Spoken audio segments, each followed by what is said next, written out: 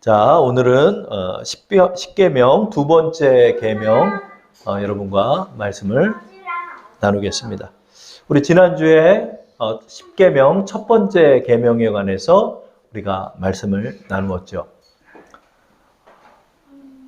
자, 오늘은 이제 두 번째 계명에 관해서 여러분과 말씀을 나누겠습니다. 자, 우리 십계명의 10가지 계명은 우리에게 하나님께서 무엇을 뜻하고 있을까요? 십계명의 첫 번째부터 네 번째 계명까지가 우리 여호와 하나님을 경외하는 삶에 관해서 하나님께서 명령하셨다라고 말씀하고 있습니다. 그리고 다섯 번째부터 10번째 계명이 이웃을 존중하는 삶에 관한 명령이다 이렇게 말했죠. 그래서 십계명 속에는 하나님 사랑과 이웃 사랑의 주제가 담겨 있다. 이것이 우리의 삶의 목표가 되어야 한다. 세상에 돈 많이 버는 게 목표가 아니라 하나님을 사랑하고 경외하며 이웃을 사랑하고 존중하는 삶을 사는 것이다. 여기에 또 하나님의 심판의 기준이 있겠죠. 그렇죠. 법에는 분명한 기준점이 있는 것이죠. 그래서 하나님의 기준의 척도가 이 하나님을 사랑하였느냐 또 이웃을 사랑하느냐에 관한 말씀이 될 것입니다. 그래서 자, 오늘은 두 번째 계명을 나누는데요. 우리 십계명이 좀 궁금하신 분들은 출애굽기 20장을 피셔도 되고 또 성경책의 맨 뒷면을 보시면 십계명이 나와 있죠. 그래서 첫 번째 계명은 뭐였죠? 나 외에 다른 신을 내게 두지 마라. 두 번째 계명은 이제 말씀이 좀 기니까 주제를 삼아 보면 우상을 만들지 말라. 그리고 세 번째 계명은 하나님의 이름을 망령되이 부르지 말라. 그리고 네 번째는 안식일을 거룩히 지키라. 이렇게 네 가지의 계명이 있습니다. 그래서 첫 번째 계명은 뭐죠? 우리의 경배의 대상이 누구냐? 유일하신 하나님이다. 그런 거죠. 그래서 우리는 유일하신 하나님을 경배하고 그분을 따르는 삶을 산다. 이렇게 말했고, 그 다음에 두 번째부터 네 번째 계명은 뭐죠? 그러면 우리의 경배의 대상이신 하나님을 경외하는 방법은 어떻게 경외하는가에 관한 말씀인 거예요. 그래서 경외하는 것도 하나님 앞에 배워야 하는 거예요. 그래서 우리가 그러면 하나님을 경외하고 하나님을 경배한다는 게 뭘까? 그냥 주일날 예배 1시간 드리는 게 경배하는 것인가? 아니라는 거죠. 그래서 지금 오늘서부터 이제 3주에 걸쳐서 두 번째, 세 번째, 네 번째 계명을 통해 우리는 어떻게 하나님을 경배할 것인가 이 주제를 가지고 여러분과 말씀을 나누겠습니다. 자, 오늘 두 번째 계명은 어떤 것이 되죠? 하나님을 경외하는 첫 번째 방법이 되겠죠. 그래서 하나님을 경배할 때 어떻게 우리가 경배하는 삶을 산다? 하나님은 특이하게 헌금 많이 내라, 교회 일을 열심히 해라 이런 것보다도 우상을 만들지 말라라고 우리에게 말씀하고 계시죠. 자, 오늘 두 번째 계명에 관해서 우리 출애굽기 20장 4절 5절 말씀을 한번 읽어보도록 할게요. 시작. 너를 위하여 새긴 우상을 만들지 말고 또 위로 하늘에 있는 것이나 아래로 땅에 있는 것이나 땅 아래 물속에 있는 것에 어떤 형상도 만들지 말며 그것들에게 절하지 말며 그것들을 섬기지 말라. 여기까지. 자, 하나님의 명령이 여기 있죠. 어떤 형상의 우상도 만들지 말라. 이렇게 말씀하고 있는 거예요. 자, 이 우상은 뭘까요? 이 우상은 우리가 이제 어떤 목각 같은 걸 만들어 가지고 거기다 이렇게 절을 하는 거 이렇게 생각을 많이 하죠. 그러나 이제 이 우상에다 우리의 경배함을 투영하는 것을 이 우상이라고 말해요. 그래서 우리의 삶 속에서 이 우상의 삶은 곳곳에 팽배해 있더라고요. 어떤 분의 자동차를 탔는데 자동차 뒷자리에 이렇게 앉아서 보니까 여러분 예전에는 기아를 넣었잖아요. 이렇게 기아를 넣었잖아요. 운전해서 그 기아 봉에다가 진짜 이따만한 염주를 그냥 칭칭칭칭 감아놨어요.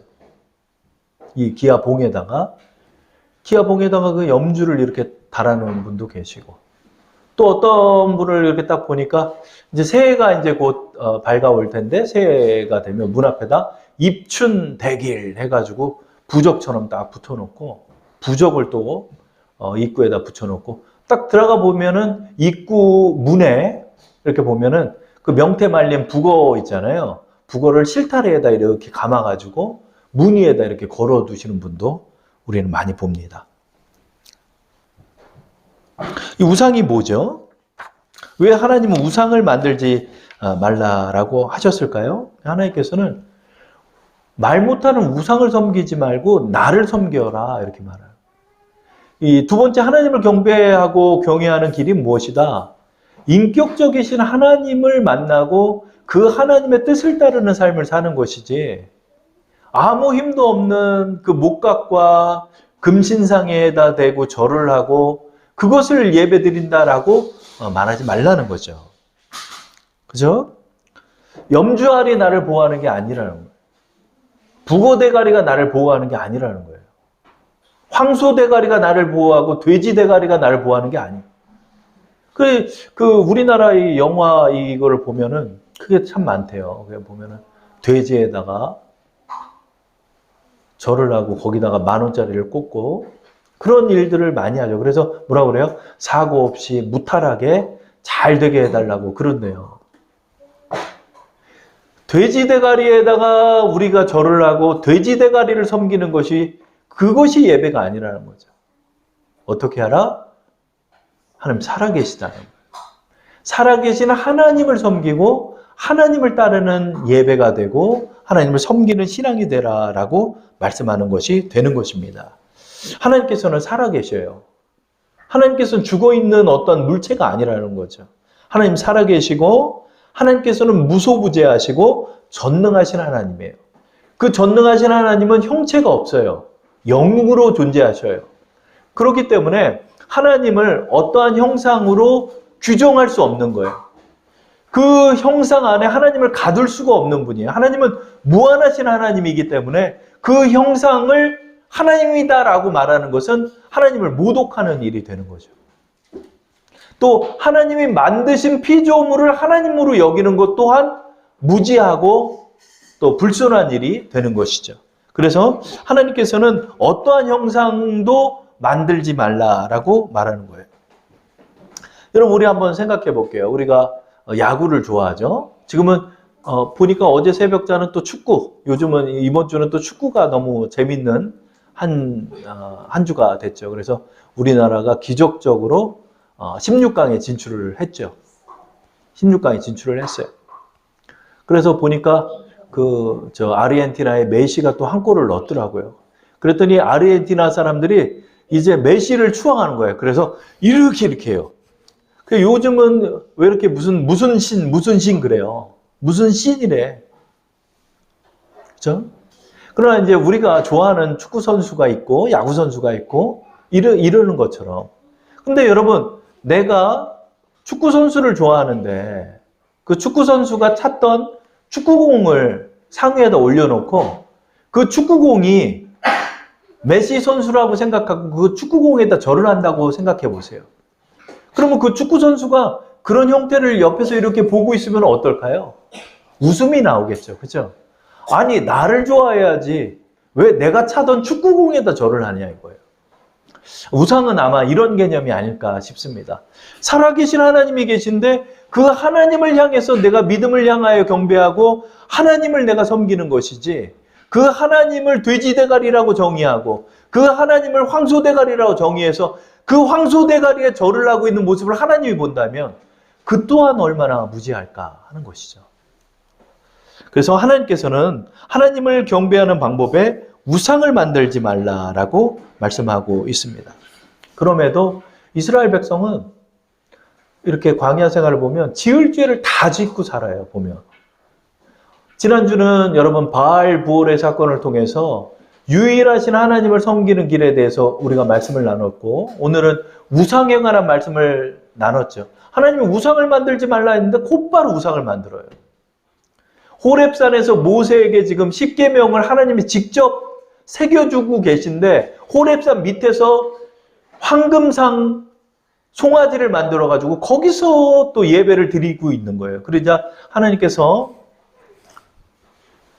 분노하셔서 모세에게 말해요. 이 백성이 지금 부패하였으니 너는 빨리 내려가 봐라. 이 사건을 지금 말씀하고 있는 것입니다. 저는 오늘 이 두 번째 계명의 의미에 관해서 이스라엘의 광야의 금송아지 숭배 사건을 여러분과 나누려 해요. 이스라엘 백성이 홍해바다를 건너고 이제 시나이 반도 지역으로 내려가면서 그 이람에 있는 호렙산, 시내산이라고도 하죠. 그 호렙산에 다다랐어요. 거기서 이제 여정을 풀고 장막을 만들고 거기서 준비하고 있을 때 하나님께서 모세를 부르세요. 그래서 모세가 호렙산 꼭대기에 홀로 올라갑니다. 근데 40일이 지나도 모세가 내려오지 않는 거예요. 근데 모세가 무슨 식량을 갖고 가거나 또 뭐 음식물이나 물을 준비하지도 않고 그냥 지팡이 하나 들고 호렙산 꼭대기로 올라갔어요. 나이 80 먹은 노인이. 근데 40일이 지나도 모세가 내려오지 않자 이제 밑에서 술렁거리기 시작하는 거예요. 이스라엘 백성들이. 아니 이게 지금 80 먹은 사람이 지금 식량도 준비하지 않고 40일 한 달 반이 다 지났는데 지금 내려오지도 않으니까 모세 죽은 거 아니냐. 하나님 지금 살아계시냐. 이러더니 이스라엘 백성들이 데모를 하기 시작하는 거예요. 그래가지고 제사장 아론에게 몰려가서 우리를 위하여 우리를 인도한 하나님의 형상을 만들라라고 겁박하는 거예요. 마치 그렇게 만들어주지 않으면 죽일 것처럼 사람들이 달겨들자 아론은 어쩔 수 없이 금송아지를 만드는 일을 벌이고 맙니다. 자, 조용. 자, 그 말씀이 출애굽기 32장 1절과 4절에 담겨 있죠. 화면을 보시고 우리 합독해 볼게요. 출애굽기 32장 1절과 4절 시작. 백성이 모세가 산에서 내려옴이 더딤을 보고 모여 백성이 아론에게 이르러 말하되 일어나라 우리를 위하여 우리를 인도할 신을 만들라. 이 모세 곧 우리를 애굽 땅에서 인도하여 낸 사람은 어찌 되었는지 알지 못함이니라. 아론이 그들의 손에서 금고리를 받아 부어서 조각칼로 새겨 송아지 형상을 만드니 그들이 말하되 이스라엘아 이는 너희를 애굽 땅에서 인도하여 낸 너희의 신이로다 하는지라. 아멘. 여기서 여러분이 주목할 것이 뭐냐면 금송아지를 지금 만들었어요. 근데 조각칼로 새겼다는 건 뭐냐면 나무로 이렇게 금송아지 형상을 만들어서 거기서 금막기를 씌웠다는 거가 되는 거예요. 그래서 지금 사람들의 장신구, 금부치들을 다 모아다가 녹여가지고 금신상을 만들었습니다. 근데 이 송아지 형상을 만들었는데 이것이 원어로 보면은 남성 단수 명사예요. 그러니까 숫소를 만드는 거예요. 숫소, 황소를 만든 거죠. 황소를 만들더니 아론이 뭐라고 그래요? 이게 하나님이다. 여기다 예배 드려라. 그런 거예요. 근데 여러분 이 금송아지 사건에서 여러분이 주목할 게 뭐냐면 이 금송아지가 바로 바알 왕이다. 바알 신이다. 이 금송아지가 몰렉 신이다. 그래서 다른 신을 섬긴 게 아니에요. 이스라엘 민족은 금송아지를 만들었는데 이 금송아지가 하나님이다라고 섬기라고 하고 여기서 절을 하고 여기서 제사를 지내고 먹고 뛰놀고 놀았던 거예요.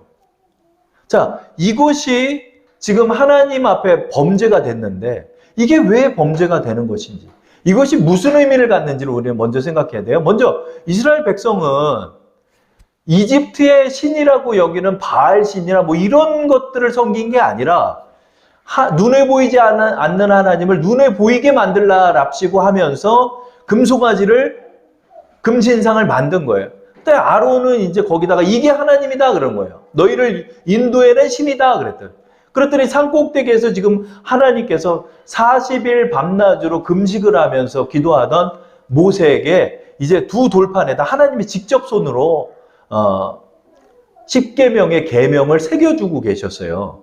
그때 하나님께서 모세에게 얘기해요. 빨리 내려가라. 이스라엘 백성이 급속도로 지금 부패하였다. 그래서 모세가 그 돌판을 가지고 호렙산 밑으로 내려옵니다. 그랬더니 이스라엘 백성들이 그 금신상에다 절을 하고 먹고 마시고 뛰놀고 있는 장면을 우리는 보게 됩니다. 그것이 32장 6절에 나와 있죠. 우리 한번 다 함께 읽어볼까요? 화면을 보시고 이튿날에 그들이 일찍이 일어나 번제를 드리며 화목제를 드리고 백성이 앉아 먹고 마시며 일어나서 뛰놀더라. 아멘. 일찍 일어났대요. 번제와 화목제를 드렸다는 것은 이 양과 소를 가져다가 각을 떠서 제사 드리는 형식을 갖춰가지고 똑같이 제사를 드린 것처럼 보여요. 그쵸? 그러나 지금 차이는 뭐냐면 금송아지가 앞에 있고 거기에 번제단 같은 걸 만들어가지고 거기서 이제 제사를 드리고 제사 드리고 남은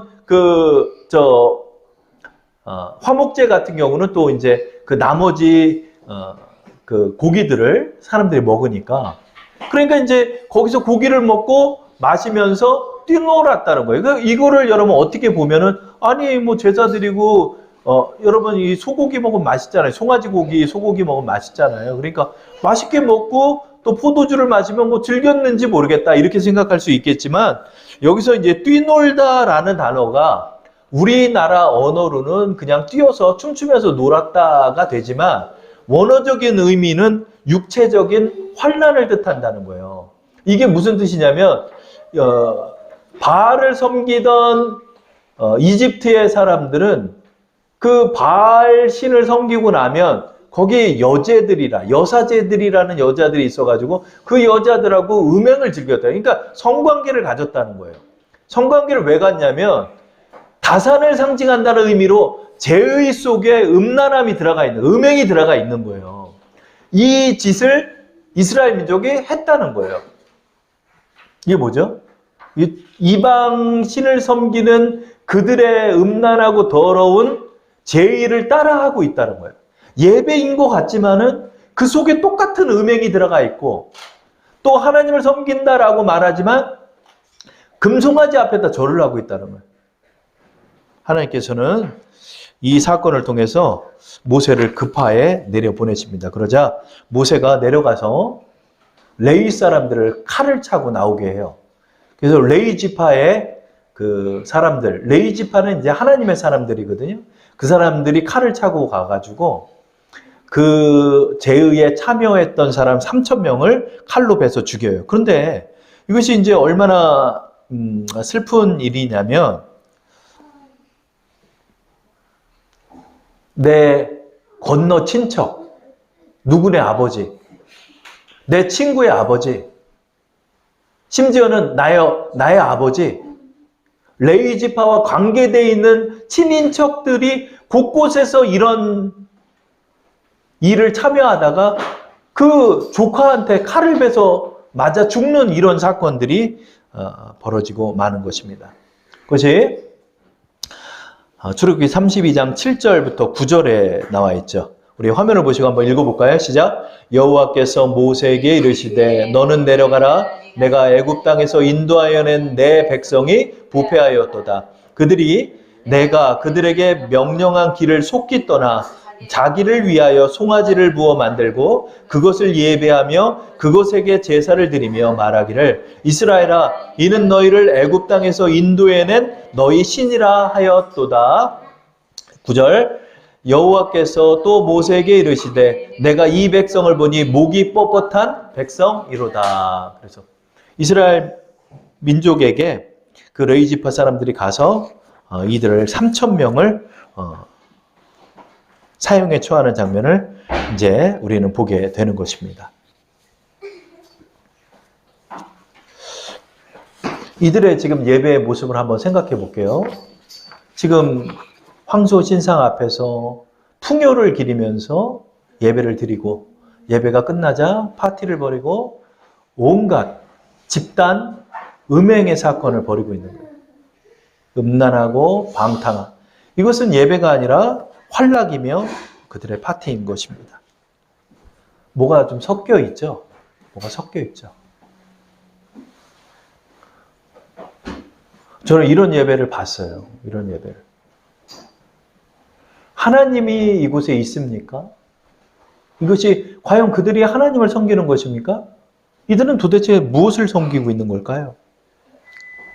이들이 섬기는 건 뭘까요? 이들이 섬기는 건 그들의 탐심인 것입니다. 이들은 하나님을 섬긴다라고 말하지만 사실은 하나님을 섬기는 것이 아니라 나를 위하여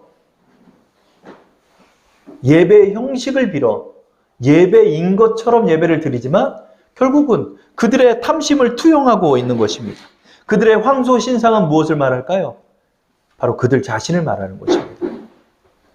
그들이 섬기고 있는 황소 신상은 하나님을 섬기는 것이 아닙니다. 그들은 그들의 욕망을 섬기고 있는 것입니다.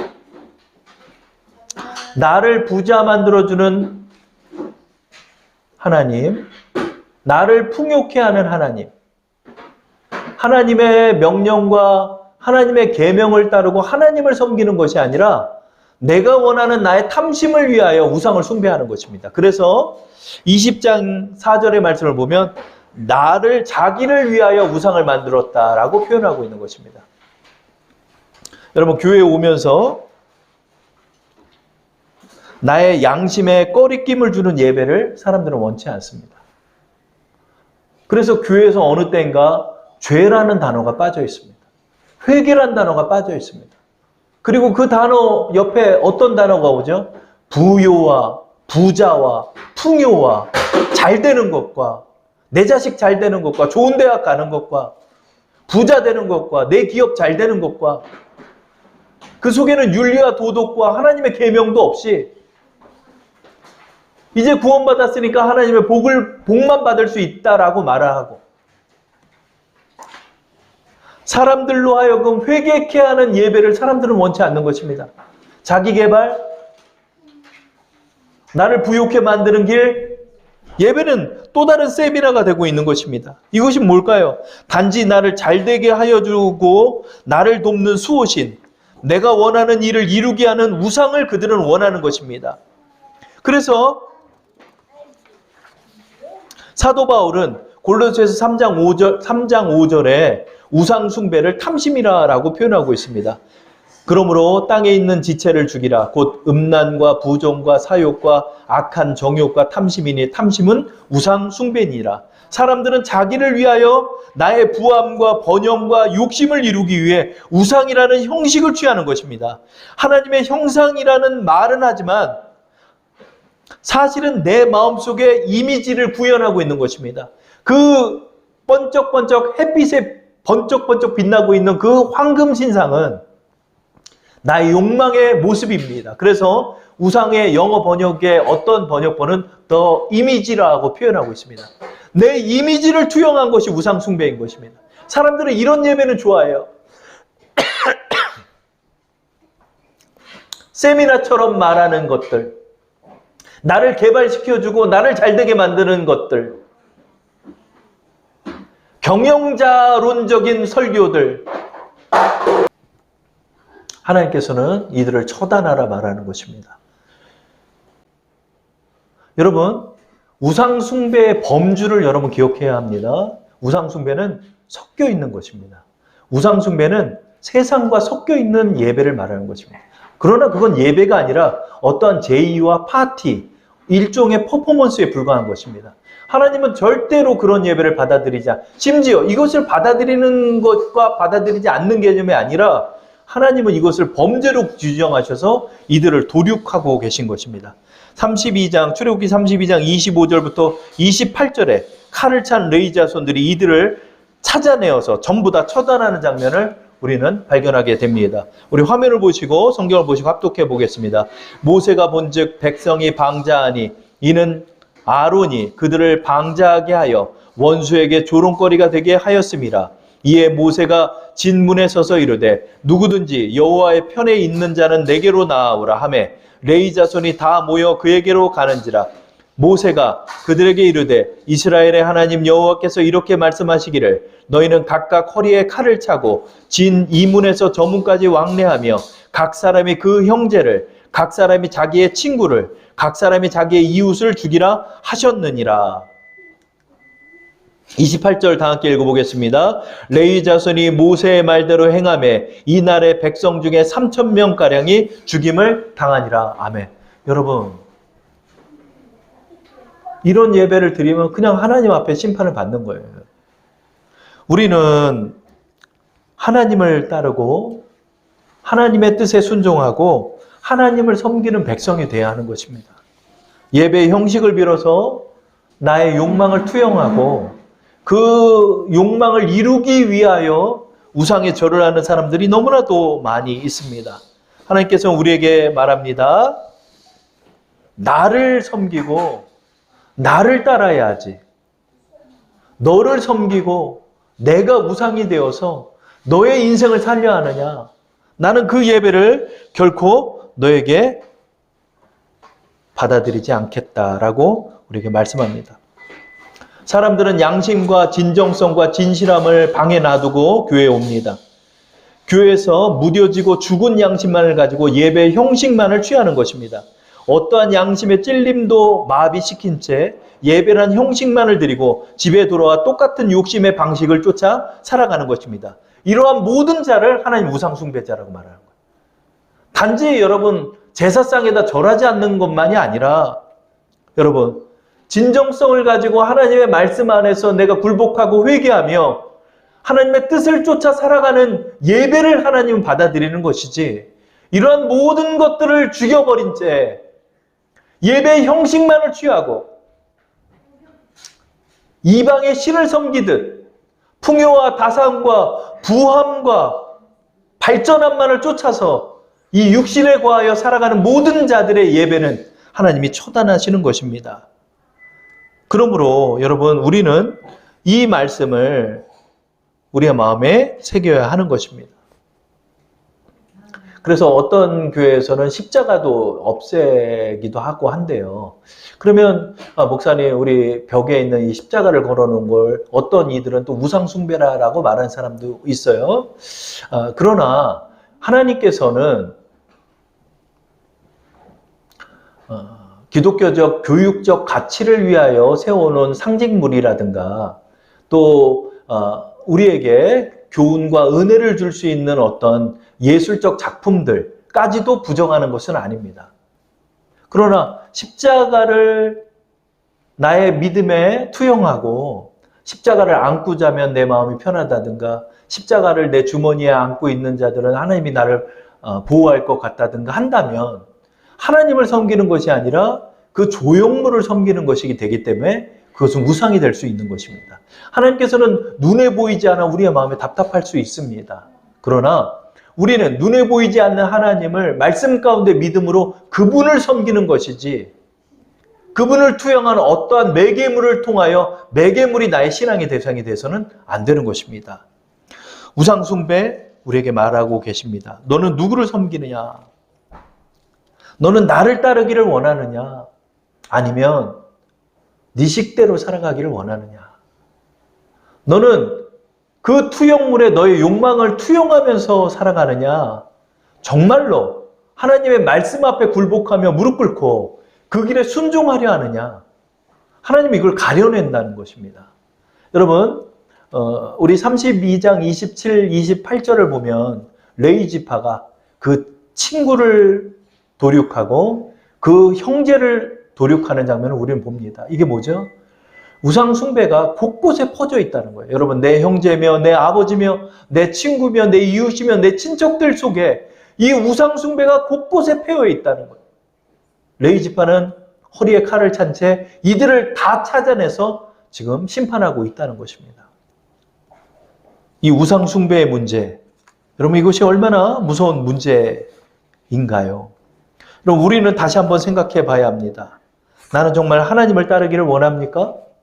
나는 정말 하나님의 뜻 안에서 하나님을 사랑하며 하나님의 뜻에 순종하기를 원하며 하나님을 경배의 대상으로 삼고 있습니까? 아니면 나를 위한 예배를 드리고 있습니까? 하나님은 오늘도 이것을 여러분에게 가늠하며 여러분의 심중을 보시고 여러분의 예배를 받으실지 안 받으실지를 평가하신다라고 저는 생각합니다. 그럼 우리 자신을 이 대림절을 맞이하면서 대림절도 예수님이 나 부자 되게 해주려고 이곳에 온 게 아닙니다. 죄인인 나를 굴복하여 회개케 하며 회개에 합당한 열매를 맺고 예수님을 영접하고 예수님의 뜻에 따르는 백성을 삼고자 예수님이 이 땅에 오신 것입니다. 여러분, 하나님의 심판대는 우리를 기다리고 있습니다.